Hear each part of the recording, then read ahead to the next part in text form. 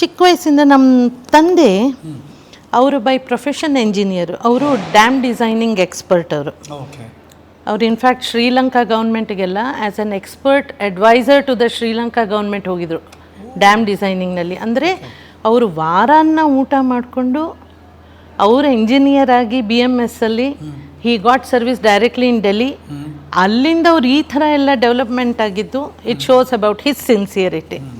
ಅವ್ರಿಗೆ ಸಂಗೀತದ ಹುಚ್ಚು. ಅವರ ಸೋದರ ಮಾವ ಒಬ್ಬರು ವೈಲಿನಿಸ್ಟ್ ಆಗಿದ್ರಂತೆ, ನಾವು ಕಾಣಲಿಲ್ಲ. ಕರ್ನಾಟಿಕ್ ಕ್ಲಾಸಿಕಲ್ ವೈಲಿನಿಸ್ಟ್ ಅಂತೆ. ಅವರು ನುಡ್ಸೋದು ಕೇಳಿ ಇವ್ರಿಗೂ ಆಸೆ, ಅವ್ರ ಮುಂದೆ ಕೂರೋದಂತೆ.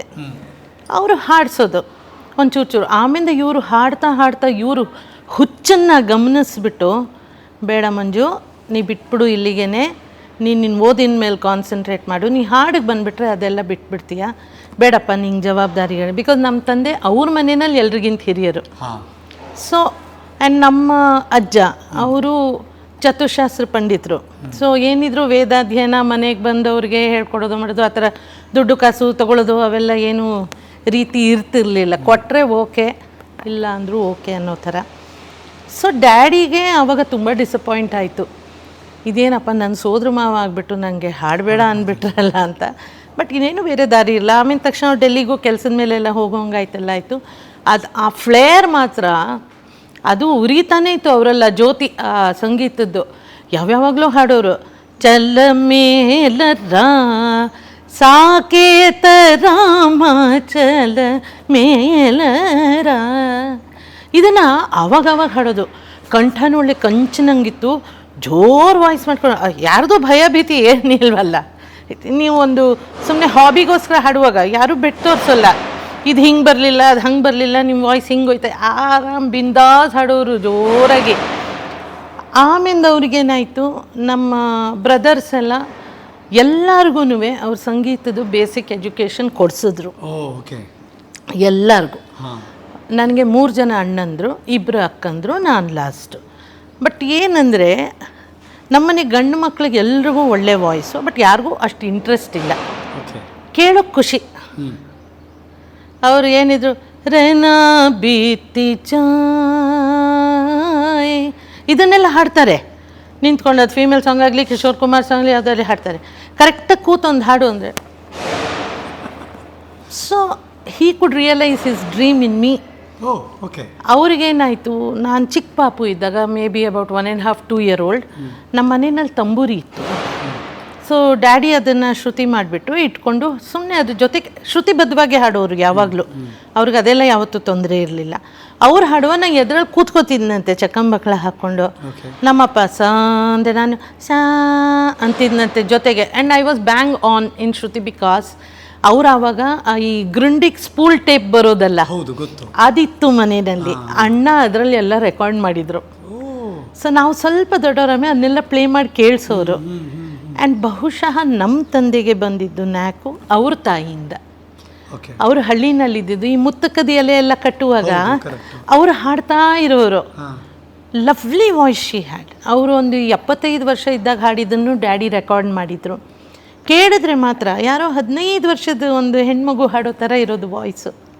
So I think it's all a blessing from there that it has come. ನಿಮಗನ್ಸಿ ಸ್ಪಾರ್ಕ್ ಯಾವಾಗ, ನಾನು ಸಿಂಗರ್ ಆಗಬೇಕು, ನಾನು ಹಾಡಬೇಕು ಅಂತ? Do you remember? ಆ ಘಳಿಗೆ ನೆನಪಿದೆಯಾ? ನಂಗೆ ಆ ಥರ ಯಾವ ಘಳಿಗೇನೂ ನೆನಪಿಲ್ಲ ಹರೀಶ್. ನಮ್ಮಪ್ಪ ಬಲವಂತ ಮಾಡಿ ಬೆಳಗ್ಗೆ ಎಬ್ಸ್ ಕೂರಿಸ್ಬಿಡೋರು, ಹಾಡಭ್ಯಾಸ ಮಾಡು ಅಂತ. ಅದು ಜ್ಞಾಪಕ ಇದೆ, ಅದು ಮರೆಯಲ್ಲ. ಯಾಕೆಂದರೆ ತುಂಬ ಆ್ಯಂಡ್ ಏನೋ ಅಣ್ಣ ಒಂದು ಅನ್ನೋರು ಹಿಂಗೆ ಕಣ್ಣು ಬಿಟ್ಬಿಟ್ಟು ತಕ್ಷಣ ನಮ್ಮಮ್ಮ ಏನಾರು ಹೇಳ್ಕೊಂಡೆ, ನೀವು ಹೋಗೋ ಒಳಗೆ ಅಷ್ಟೇ. ಸೊ ಡ್ಯಾಡಿ ಎದುರು ಯಾರೂ ನಿಲ್ಲಕ್ಕಾಗ್ತಿರ್ಲಿಲ್ಲ. ಸೊ ಬಲವಂತವಾಗಿ ಕೂತ್ಕೋತಿದ್ದಿದ್ದು ಪ್ರಾಕ್ಟೀಸ್ಗೆ. ಬಟ್ ಒಂದು ತಂಬೂರಿ ನಾವೇ ಶ್ರುತಿ ಮಾಡ್ಕೊಳ್ತಿದ್ವಿ. ನಮ್ಮ ಗುರುಗಳು ಅವ್ರು ಮಾಡಿಕೊಡ್ತಿರ್ಲಿಲ್ಲ. ನೀಯೇ ಪಣ್ಣು ತಮಿಳಿಯನ್ ಇದ್ದಿದ್ದು ಗುರು. ನೀಯೇ ಶೈ ಉನಕ್ಕೆ ತೆರಿಯವನು ಎಲ್ಲ ನಿಪಣ್ಣೆ ಅನ್ನೋರು. ಸರಿ ಮಾಡ್ತಿದ್ದೆ. ಅದು ಮಾಡಿಬಿಟ್ಟು ಒಂದು 5 ನಿಮಿಷ 6 ನಿಮಿಷ ಶ್ರುತಿ ಜೊತೆಗೆ ಒಂಚೂರು ಹಾಡೋವರೆಗೂ ಅಷ್ಟೇ. ಆಮೇಲೆ I used to be lost. ನಾ ಅದ್ರೊಳಗೆ ಹೊಟ್ಟೋಗ್ತಿದ್ದೆ. ಆಮೇಲೆ 1.5 ಗಂಟೆ 2 ಗಂಟೆ ಹಾಡಿದ್ರೂ ಕಿಂಚಿತ್ತು ಬೇಜಾರು ಅನ್ನಿಸ್ತಿರ್ಲಿಲ್ಲ. ಆ್ಯಂಡ್ ತುಂಬ ಖುಷಿ ಆಗೋದು, ಎಂಜಾಯ್ ಮಾಡ್ತಿದ್ರಿ ತುಂಬ. ಆ ಇನಿಷಿಯಲ್ 5 minutes ಮಾತ್ರ ಎನರ್ಜಿ ಬ್ಯಾರಿಯರ್ ಅಂತೀವಲ್ಲ, ದಾಟ್ಕೊಂಡು ಹೋಗೋದು ಸ್ವಲ್ಪ ಕಷ್ಟ ಅನ್ಸೋದು. ಅಂದರೆ ಆ ದಿನಗಳ ನಿಮ್ಮ ಫೇವ್ರೇಟ್ ಹಾಡು ಯಾವ್ದಾದ್ರು ನೆನಪಿದೆಯಾ? ಚಿಕ್ಕ ಹುಡುಗಿದ್ದಾಗ ಕುಸುಮ ಹಾಡ್ತಾರೆ, ನನಗೆ ಯಾವ ಸ್ಟೇಜಲ್ಲಿ ನಿಂತರು ಆ ಹಾಡು ಕುಸುಮ ಹಾಡೇ ಆಡ್ತಾರೆ ಅಂತ. ಬಂಗಾರ ನೀರ ಕಡಲ ಚಿಗಿದ ನೀಲ ನೀಲ ತೀರ, ಓ ಮಿಂಚು ಬಳಗ ತೆರೆಗಳಾಗಿ ಅಲಿಯುವುದು ಪುಟ್ಟ ಪೂರ. ದ.ರಾ ಬೇಂದ್ರೆ ಅವ್ರದ್ದು. ಇದು ಮೈಸೂರು ಲೀಲಾವತಿ ಅಮ್ಮನ ಟ್ಯೂನ್ ಇದು. ಇದು ಅವರ ಶಿಷ್ಯೆ ರಮಾಪ್ರಭಾನ್ ಅವರು ನಮ್ಮ ಡೆಲ್ಲಿ ಕನ್ನಡ ಸ್ಕೂಲ್ನಲ್ಲಿ ಮ್ಯೂಸಿಕ್ ಟೀಚರ್ ಆಗಿದ್ದರು. ಹಾಗೆ. ಸೊ ಇದು ಆವಾಗ ಅಷ್ಟು ವರ್ಷದಲ್ಲಿ ಕಲ್ತಿದ್ದು ಬರ್ತಾ ಇದ್ದಿದ್ದು ಏಕೈಕ ಭಾವಗೀತೆ. ಬಟ್ ನಿಮ್ಮ ಟೋನ್ ನೋಡಿ ಆ ಪುಟಾಣಿ ಹುಡುಗಿ ಆಡೋ ಥರ ಆಡ್ತೀರಿ ನೀವು. ಇಲ್ಲಪ್ಪ, ಅದು ಬೇರೆ ಬರುತ್ತೆ, ಇದಲ್ಲ. ನೀವು ಹಂಗೆ ಮಾತಾಡ್ತಾ ಇದ್ದೀರಾ? ನೋ, ನಿಮ್ಮ ವಾಯ್ಸ್ ಹಾಗೆ ಇದೆ. Thank you. ವೆರಿ ಅಂದರೆ ಒಬ್ಬ ಗಾಯಕಿಗೆ ಅವರ ಧ್ವನಿ ಕೌಶಲ್ಯವನ್ನು ಎಷ್ಟು ಚೆನ್ನಾಗಿ ಪಳಗಿಸ್ತಾರೆ ಅನ್ನೋದಕ್ಕೆ ನೀವೆಲ್ಲ ತುಂಬ ದೊಡ್ಡ ಉದಾಹರಣೆ ನಮ್ಗಳಿಗೆ. ಹೇಗೆ? ಈಗ ನೀವು ಮಾಡಿ ತೋರಿಸೋದ್ರಲ್ಲ ಹಾಗೆ. ಅಷ್ಟು ವೆರೈಟಿ ಆಫ್ ಸಾಂಗ್ಸ್, ಅದನ್ನು ಮೇಂಟೈನ್ ಮಾಡೋದು ಅಷ್ಟು ಈಸಿ ಅಲ್ಲ. ಅದು ಕೃಷಿ ಮಾಡಿದ್ದರೆ ಮತ್ತು ಆಸಕ್ತಿ ಇದ್ದರೆ, ಪ್ರಯತ್ನಗಳು ಮೇಲಿಂದ ಮೇಲೆ ಇದ್ದರೆ ಮಾತ್ರ ಸಾಧ್ಯ ಆಗುತ್ತೆ ಅಂತ. ಟೆಲ್ಮಿ, ಆಯಿತು, ಒಂದು ಭಾರತದ ರಾಜಧಾನಿ ದೆಹಲಿಯ ಒಂದು ಮುಖ ಆಯಿತು. ಅಲ್ಲಿ ಕನ್ನಡ ಹಾಡು ಆಡ್ತಿದ್ರಿ, ಹಿಂದಿ ಮಾತಾಡ್ತಿದ್ರಿ, ಹಿಂದಿ ಹಾಡು ಇರ್ತಿತ್ತು, ಇನ್ನು ಸ್ಕೂಲು ಓದ್ತಿದ್ರಿ, ಇಂಗ್ಲೀಷು ಬರ್ತಿತ್ತು. ಸೊ ಒಂಥರ ಬೇರೆ ಬೇರೆ ಭಾಷೆ ಹಾಡು, ಬೇರೆ ಬೇರೆ ಕಲ್ಚರ್ ಎಲ್ಲ ಎಕ್ಸ್ಪ್ಲೋರು ಮಾಡ್ತಿದ್ವಿ. ಅಲ್ಲಿಂದ ಬೆಂಗಳೂರಿಗೆ ಯಾವಾಗ ಬಂದ್ರಿ? ಯಾಕೆ ಬಂದ್ರಿ? ಬೆಂಗಳೂರಿಗೆ ಬರೋಕ್ಕೆ ಕಾರಣ ಏನು ಅಂದರೆ, ನಂದು 12th ಸ್ಟ್ಯಾಂಡರ್ಡ್ ಮುಗೀತು. ನಾವು CBSE ಓದಿದ್ರಿಂದ 11th standard 12th standard ಅಂತಲೇ ಇದ್ದಿದ್ದು. No first PU second PU scheme. ಹೌದು. ಸೊ ಡ್ಯಾಡಿಗೆ ಅದಾದಮೇಲೆ ಇನ್ನು 1 year ಸರ್ವಿಸ್ ಇತ್ತು. ಹೀ ಡಿಸೈಡೆಡ್, ನೀವು ಈಗಲೇ ಹೋಗಿ ಬೆಂಗಳೂರಿಗೆ, ಅಲ್ಲೇ ಅಡ್ಮಿಷನ್ ಮಾಡ್ಕೊಳ್ಳಿ. ಸ್ವಂತ ಮನೆ ಇಲ್ಲಿತ್ತು ವಿಜಯನಗರದಲ್ಲಿ. ಸೊ ಅಲ್ಲಿಗೆ ಹೋಗಿದ್ಬಿಡು ಅಮ್ಮನ ಜೊತೆ ಮತ್ತು ಮೈ ಸಿಸ್ಟರ್. ನೀವು 3 ಜನ ಹೋಗಿ ಅಲ್ಲಿದ್ಬಿಡಿ, ಅಲ್ಲೇ ಸೇರ್ಕೊ. ಇಲ್ಲಾಂದರೆ ಇಂಟರ್ ಯೂನಿವರ್ಸಿಟಿ ಟ್ರಾನ್ಸ್ಫರ್ಸ್ ಎಲ್ಲ ಸುಮ್ಮನೆ ಬೇಕಿಲ್ಲದೆ ಇರೋ ಪೇಪರ್ ವರ್ಕು. ಇನ್ನು 1 ವರ್ಷ ಆದಮೇಲೆ ಹೇಗಿದ್ರೂ ಬರಲೇಬೇಕು ಬೆಂಗಳೂರಿಗೆ. ಸೊ ನೀವು ಹೋಗಿರಿ ಅಂತ. ಹಾಗಾಗಿ ಇಲ್ಲಿ ಬಂದ್ವಿ. ನ್ಯಾಷನಲ್ ಕಾಲೇಜ್ ಬಸವನಗುಡಿ ಸೇರಿದ್ದು. CBZ. ಏನು ಕೇಳಬೇಡಪ್ಪ CBZ ಬಗ್ಗೆ, ಸ್ಪೆಲ್ಲಿಂಗ್ ಬಿಟ್ಟು ಏನು ಗೊತ್ತಿಲ್ಲ. ಏಕೆ ಕಾಲೇಜ್ಗೆ ಹೋಗಿಲ್ವಾ? ಹೋಗ್ತಿದ್ದೆ, ಎಷ್ಟು ನಿಷ್ಠೆಯಿಂದ ಹೋಗ್ತಿದ್ದೆ ಗೊತ್ತಾ. ಕೆಮಿಸ್ಟ್ರಿ, ಬಯಾಲಜಿ, ಝೂವಾಲಜಿ ಅಷ್ಟೇ ಸ್ಪೆಲ್ಲಿಂಗ್ ಗೊತ್ತಿದೆ. ಡೀಟೇಲ್ ಹೋದರೆ ಏನು ಜ್ಞಾಪಕ ಇಲ್ಲ. ನೀವು ನೋಡಿ ಆಯ್ಕೆ ಮಾಡ್ಕೊಂಡ್ರೆ ಕಾಲೇಜ್ ಹೆಂಗಿದೆ ಅಂತ.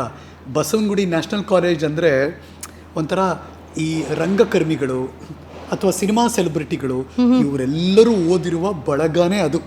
ಒಬ್ಬ ಬಟ್ ಏನೂ ಗೊತ್ತಿರಲಿಲ್ಲ. Okay.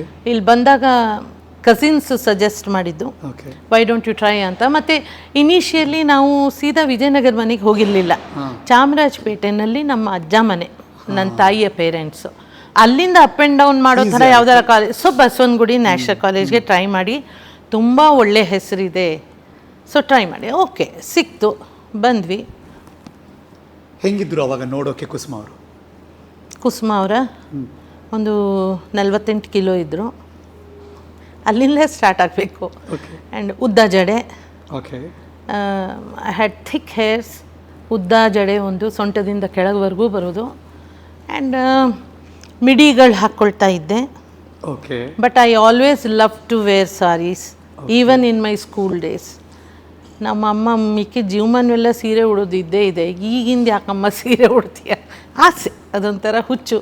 And very active, very bubbly, but kindly sort of reserved also. ಅಂದರೆ ನಮಗೇನಾಗ್ತಿತ್ತು, ನಾವು ಡೆಲ್ಲಿಯಿಂದ ಬಂದಿದ್ದು, ಇಲ್ಲಿ ಎಲ್ಲರ ಜೊತೆ ಅದೇ ಧಾಟಿಯಲ್ಲಿ ಮಾತಾಡೋಕೆ ಹೋದರೆ ತಪ್ಪು ತಿಳ್ಕೊಳ್ಳೋರು. ಓ ಏನು ವಿಪರೀತ ಮಾತಾಡ್ತಾಳೆ, ಇಷ್ಟೊಂದು ಏನು ಇವಳಿಗೇನೋ ಗೊತ್ತಿರೋದು, ಇವಳು ಡೆಲ್ಲಿಯಿಂದ ಬಂದುಬಿಟ್ರೆ ಏನು ಹ್ಞೂ ಸರಿ. ಸೊ ಅಲ್ಲಿ ಸುಮ್ಮನೆ ಆಗೋದು. ಇನ್ಯಾರು ಏನು ಈ ಥರ ಮುಖ ಉಜ್ಕೊಂಡು ಸುಮ್ಮನೆ ಇರ್ತಾಳೆ, ದುರಹಂಕಾರ. ಸೊ ಈ ಎಕ್ಸ್ಟ್ರಾವರ್ಟು ಆಗಂಗಿಲ್ಲ, ಇಂಟ್ರಾವರ್ಟು ಆಗಂಗಿಲ್ಲ, ನೀವೇನು ಮಾಡೋ ಹಂಗಿಲ್ಲ. ಅದು ನೀವು ಚೂರು ನಕ್ಕಿದ್ರೆ ಹಿಜ್ಜಿಜ್ಜು ಥರ ಆಡ್ತಾಳೆ, ಇದೇನು ಇದು ಹಿಂಗೆ ನಕ್ಕೊಂಡಿರ್ತಂತ. ಸುಮ್ಮನೆ ಕೂತಿರೆ ದುರಹಂಕಾರಪ್ಪ, ಇವರಿಂದ ದೂರ ಇರೋದು ಒಳ್ಳೆಯದು ಅಂತಾರೆ. ಸೊ ಹೇಗಿರಬೇಕು ಅನ್ನೋದನ್ನು ನಮ್ಮ ಫಿಲ್ಮ್ ಇಂಡಸ್ಟ್ರಿ ಕರೆಕ್ಟಾಗಿ ಹೇಳ್ಕೊಡ್ತು. ಬಿಕಾಸ್ ನಿಮಗೆ ಅಲ್ಲಿ ಬರೋ ಪ್ರೊಡ್ಯೂಸರ್ಸ್ ಜೊತೆ ಬರೋರು, ಅವರಿಗೆಲ್ಲ ಏನೋ ಒಂದು ಏರ್ಸ್ ಆ್ಯಂಡ್ ಗ್ರೇಸಸ್ ತುಂಬ ಇರುತ್ತೆ. ಅಂದರೆ we are producing this film, ಇಷ್ಟು ಜನ ಆರ್ಟಿಸ್ಟನ್ನು ಕರೆದಿದ್ದೀವಿ, ಇವ್ರು ಹಾಡ್ತಾರೆ, ಅವ್ರು ನುಡಿಸ್ತಾರೆ, ಎಲ್ಲನೂ ಇರುತ್ತೆ. ಸೊ ಅದೇನಾಗುತ್ತೆ ಅವರಿಗೆ, ಅವ್ರು ಹೀಗೆ ಹೋದರೆ ನೀವು ಎದ್ದು ನಿಂತ್ಕೋಬೇಕು, ಅವ್ರು ಹಿಂಗೆ ಹೋದರೆ ವಾಪಸ್ ಮತ್ತೆ ಎದ್ದು ನಿಂತ್ಕೋಬೇಕು. ನೀವು ಕಾಲ್ ಮೇಲೆ ಕಾಲು ಹಿಂಗೆ ಹಾಕ್ಕೊಂಡು ಹಿಂಗೆ ಇವಾಗ ನೀವು ಕೂತಿದ್ದಿರಲ್ಲ, ಹಿಂಗೆ ಕೂತ್ರೆ ದುರಹಂಕಾರ, ಮ್ಯಾನರ್ಲೆಸ್. ಇಲ್ಲ, ಇದೆಲ್ಲ ನಮ್ಗೆ ಅವ್ರು ಹೇಳ್ತಿದ್ದಿದ್ದಾಗ. ನೀವು ಮ್ಯೂಸಿಕ್ ಡೈರೆಕ್ಟರ್ ಬಂದ ಕಾಲ ಮೇಲೆ ಕಾಲು ಹಾಕ್ಕೊಂಡು ಕೂತಿರ್ತೀರಂತೆ, ಅವ್ರಿಗದು ಇಷ್ಟ ಆಗಲಿಲ್ಲ. ಓಕೆ, ಇದು ಇರುತ್ತೆ. ಆವಾಗ ಈ ಥರ ನಿಧಾನ ಕಲ್ತ್ಬಿಟ್ಟು ಪಂಟ್ರಾಗ್ಬಿಟ್ವಿ ಕೊನೆಗೆ. How to handle things, how to handle your emotions ಕಲಿಸ್ಕೊಡ್ತು ಚೆನ್ನಾಗಿ. ಈಗ ದೆಹಲಿಯಿಂದ ಬೆಂಗಳೂರಿಗೆ ಬಂದ್ರಿ, ಕಾಲೇಜಿಗೆ ಸೇರಿಕೊಂಡ್ರಿ. ಕಾಲೇಜಲ್ಲಿ ಅಷ್ಟೊಂದು ರ್ಯಾಂಕ್ ಸ್ಟೂಡೆಂಟ್ ಅಲ್ಲ, ಅಥವಾ ತುಂಬ ಸ್ಟುಡಿಯೋಸು ಅಲ್ಲ ನೀವು ಆ್ಯಕ್ಚುಲಿ. ಬಟ್ ಸಂಗೀತ ನಿಮ್ಮ ಜೊತೆ ಯಾವಾಗಲೂ ಇತ್ತು. ಒಂದು ಸಂಗೀತ ಇತ್ತು, ಜೊತೆಗೆ ನೀವು ನೋಡೋಕ್ಕೂ ಚೆಂದ ಕಾಣ್ತಿದ್ರಿ, ವಾತಾವರಣ ಆಗಿತ್ತು. ಹೀರೋಯಿನ್ ಆಗ್ಬೋದಾಗಿತ್ತಲ್ಲ ಕುಸುಮ ಅವರು? ಆ್ಯಕ್ಚುಲಿ ಆಫರ್ಸ್ ಬಂದಿತ್ತು, ಕೇಳಿದ್ರು, ಒಂದು 2-3 ಸಲ ಕೇಳಿದರು. ಆ್ಯಂಡ್ ದೊರೆ ಭಗವಾನ್ ಸರು ಕೇಳಿದರು. ಏನಂತ? ಒಡ ಹುಟ್ಟಿದವರಿಗೆ ದ ಸೆಕೆಂಡ್ ಹೀರೋಯಿನ್. ಓಕೆ. ಅಂದರೆ ಅವ್ರು ಜೋಕಾಗಿ ಕೇಳಿದ್ರು ಏನೋ ನನಗೆ ಗೊತ್ತಿಲ್ಲ. ಬಟ್ ನನಗೆ ಕರೆದ್ರು, ನಾ ಹಾಡೋಕ್ಕೆ ಹೋಗಿದ್ದೆ. ಕುಸುಮ ಬಾಮ್ಮ ಇಲ್ಲಿ ಅಂದರು. ಹೋದೆ. ಅವರು RN ಜಯಗೋಪಾಲ್ ಇವರು ನಾವು ಎಲ್ಲ ಒಟ್ಟಿಗೆ ತುಂಬ ವರ್ಕ್ ಮಾಡಿದ್ದೀವಿ. ಅಂದರೆ ಅವರು ಬಹಳ ಹಿರಿಯರು ನನಗಿಂತ, ಬಹಳ ಸಾಧನೆ ಮಾಡಿರೋರು. ಬಟ್ ನಾನು ಅವಾಗ ಟ್ರ್ಯಾಕ್ಗೆ, ಶೂಟಿಂಗ್ ಪರ್ಪಸ್ಗೆಲ್ಲ ಉಪೇಂದ್ರ ಕುಮಾರ್ ಅವರಿಗೆ ಹಾಡೋಕ್ಕೆ ತುಂಬ ನಾನೇ ಖಚಿತವಾಗಿ ಹೋಗ್ತಾ ಇದ್ದಿದ್ದು. ಆವಾಗ ನಮ್ಮದೆಲ್ಲ ಒಂದು ಟೀಮ್ ಥರ ಇರೋದಲ್ಲ. ಸರ್ ಅವ್ರದ್ದು direction, Upendra Kumar sir music, RN Jayagopal sir ಹಾಡು ಬರೆಯೋದು. ಹೀಗಾಗಿ ಎಲ್ಲರೂ ಅಲ್ಲೇ ಕೂತು ಹಾಡೋದು ಮಾಡೋದು. ಅವರಿಗೆ ಏನು ಎಕ್ಸ್ಪೆಕ್ಟೇಷನ್ ಇದೆ ಆ ಸಾಂಗಿಂದ, ವಾಟ್ ಎಕ್ಸ್ಪ್ರೆಷನ್ಸ್ ಅವರು ಹೇಳೋರು ಮಾಡೋದು. So it was all A good give and take. ಆವಾಗ ಒಂದು ಸಲ ಕರೆದ್ರು. ಹೇಳಿ ಸರ್ ಅಂದೆ. ಕುಸುಮ, ನೀನು ಯಾಕೆ ಆ್ಯಕ್ಟ್ ಮಾಡಬಾರ್ದು ಅಂದರು. ನಾನು ಆ್ಯಕ್ಟಿಂಗಾ ಸರ್ ಅಂದೆ. ಹಾಂ, ಒಂದೊಳ್ಳೆ ರೋಲ್ ನಾನೇ ಕೊಡ್ತೀನಿ. ನಾನು ಸರ್ ಆಗಲ್ವಲ್ಲ ಸರ್ ಅಂದೆ. ಅಲ್ಲಲ್ಲ, ನಾನೇ ನಿಮ್ಮ ಫಾದರ್ ಹತ್ರ ಮಾತಾಡ್ತೀನಿ, ಬೇಕಾದರೆ ನಾ ಅವ್ರಿಗೆ ಹೇಳ್ತೀನಿ. ಒಳ್ಳೆ ರೋಲು, ತುಂಬ ಒಳ್ಳೆ ರೋಲು, ಡೀಸೆಂಟ್ ಡ್ರೆಸ್ಸಸ್ಸು, ಸ್ಯಾರೀಸೇ ಉಡಬೇಕು ಮಾಡಬೇಕು. ನಾನು ಹೇಳ್ತೀನಿ. ನನಗೆ ಒಂಥರ ಕಸಿವಿಸಿ, ನಾನು ಯಾವತ್ತೂ ಆ್ಯಕ್ಟಿಂಗಿಗೆಲ್ಲ ಹೋಗಿಲ್ಲ ಹರೀಶ್. ಬಟ್ ಹಾಗಂತ ನನಗೆ ಆ್ಯಕ್ಟಿಂಗ್ ಬಗ್ಗೆ ಏನೂ ರಾಂಗ್ ಐಡಿಯಾಸೂ ಇಲ್ಲ. I am not against, but I have never done it. And ನನಗೆ ನಾ ಹೇಳಿದೆ, ಹೆಂಗೆ ಇದರಿಂದ ತಪ್ಪಿಸ್ಕೊಳ್ಳೋದು, ನುಣುಚ್ಕೊಳ್ಳೋದು ಹೇಗೆ ಅಂತ. ನಾನು ಹೇಳಿದೆ, ಸರ್ ನಾನು ಸ್ವಲ್ಪ ಕ್ಯಾಮ್ರಾ ಕಾನ್ಷಿಯಸ್ ಇದ್ದೀನಿ. ನಗು ಅಂದರೆ ಅಳು ಬಂದುಬಿಡುತ್ತೆ, ಅಳು ಅಂದರೆ ನಗು ಬಂದುಬಿಡುತ್ತೆ, ಸ್ವಲ್ಪ ಕಷ್ಟ. ಅಯ್ಯೋಯ್ಯೋ, ಹಿಂಗಾಗೋದ್ರೆ ತುಂಬ ಕಷ್ಟ ಅನ್ನಲ್ಲಮ್ಮ ಅಲ್ವ. ಅದಕ್ಕೆ ಸರ್ ಬೇಡ. ಅಲ್ಲೇ ನಾನು ಹೇಳೋದೇನು, ನಾವು ಹಾಡಬೇಕು ಅಂತ ಆಸೆ ಪಡ್ತಿದ್ದವರು ನಮಗೆ ಆ್ಯಕ್ಟಿಂಗ್ ಕೊಟ್ಟು ಏನು ಮಾಡ್ತೀರಿ? ಆ್ಯಕ್ಟಿಂಗಿಗೆ ಮೈಲಿಗಟ್ಟಲೆ ಜನ ಕಾಯ್ಕೊಂಡು ನಿಂತಿದ್ದಾರೆ. ಯಾವುದೋ ಒಂದು ಸೀನ್ನಲ್ಲಿ 2.5 ನಿಮಿಷ ಅವ್ರ ಮುಖ ಫೋಕಸ್ ಆದರೂ ಸಾಕು ಅಂತ. ಸೊ ನಿಮ್ಮ ತಲೆ ಕ್ಲಿಯರ್ ಇತ್ತು, ನಾನು ಹಾಡುಗಾತಿ, ಹಾಡೋಕ್ಕೆ ಬಂದಿದ್ದೀನಿ ನಾನು ಅಂತ. ಎಸ್. ಓಕೆ.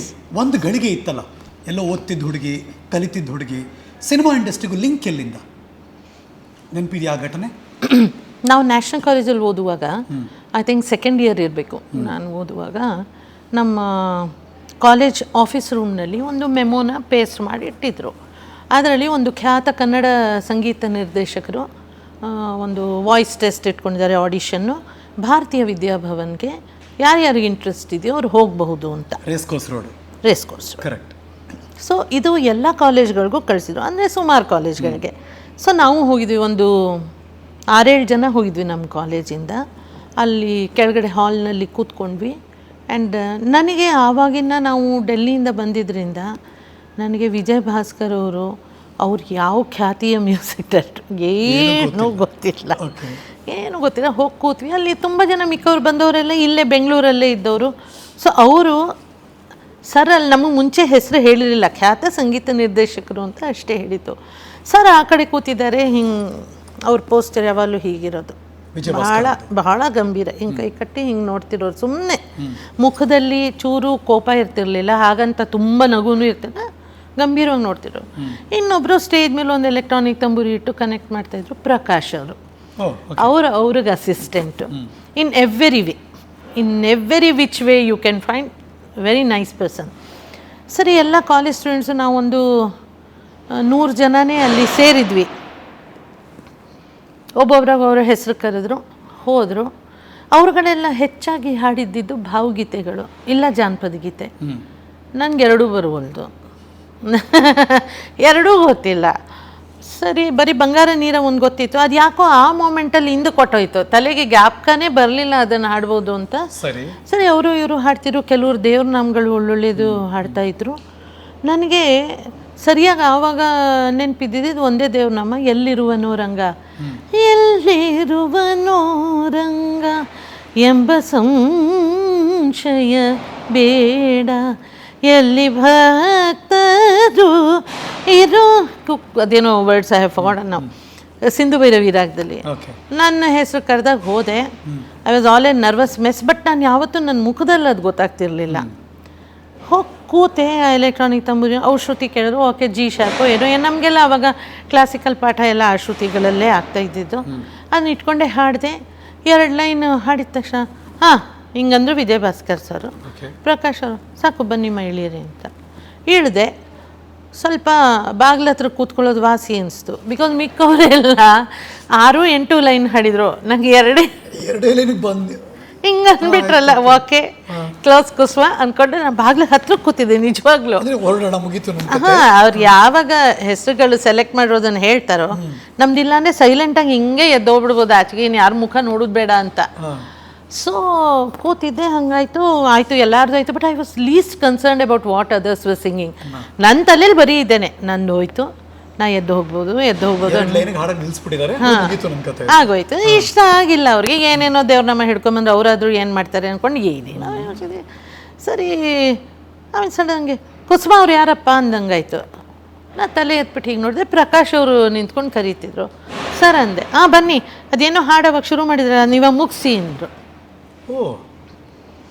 ಸರಿ ವಾಪಸ್ ಹೋದೆ, ಕೂತು ಪೂರ್ತಿ ಹಾಡು ಹಾಡಿದೆ. ಆಮೇಲೆ I was selected, youth coir ಮಾಡಿದರು ಸರು, ಕರ್ನಾಟಕ ಯೂತ್ ಕಾಯರ್ ಅಂತ for the first time coir ಮಾಡಿದ್ದು ಇಲ್ಲಿ. ಆ್ಯಂಡ್ ಮೆಲೋಡಿ ಸೆಕ್ಷನ್ಗೆ ನಾನೇ ಲೀಡ್ ಮಾಡಿದ್ದು. ಸರ್ ನನ್ನನ್ನು ಇಟ್ಟರು. So we were about 20 people singing melodies and counters bass ಇದೆಲ್ಲ ಹಾಡೋದಕ್ಕೂ. ಸೊ ಟೋಟಲಿ ನಾವೊಂದು 45-50 ಜನ ಇದ್ವಿ ಆ ಟ್ರೂಪಲ್ಲಿ. And for the first time sir ನಮಗೆ ಸಾಂಗ್ಸು ಇಡೀ ಸಾಂಗನ್ನು ನಾವು ಇನ್ ಪಾರ್ಟ್ಸ್ ಹಾಡೋ ಥರ ಮಾಡಿದರು, ಹಾರ್ಮನಿ. So 3 parts singing. ನಾವು ಆವಾಗ ಆಕಾಶವಾಣಿನಲ್ಲೂ ಅದ್ರದ್ದು ರೆಕಾರ್ಡಿಂಗ್ ಮಾಡಿಸಿದ್ರು ಸರು, ದೂರದರ್ಶನಲ್ಲೂ ದ ಗ್ರೂಪ್ ಪರ್ಫಾರ್ಮ್.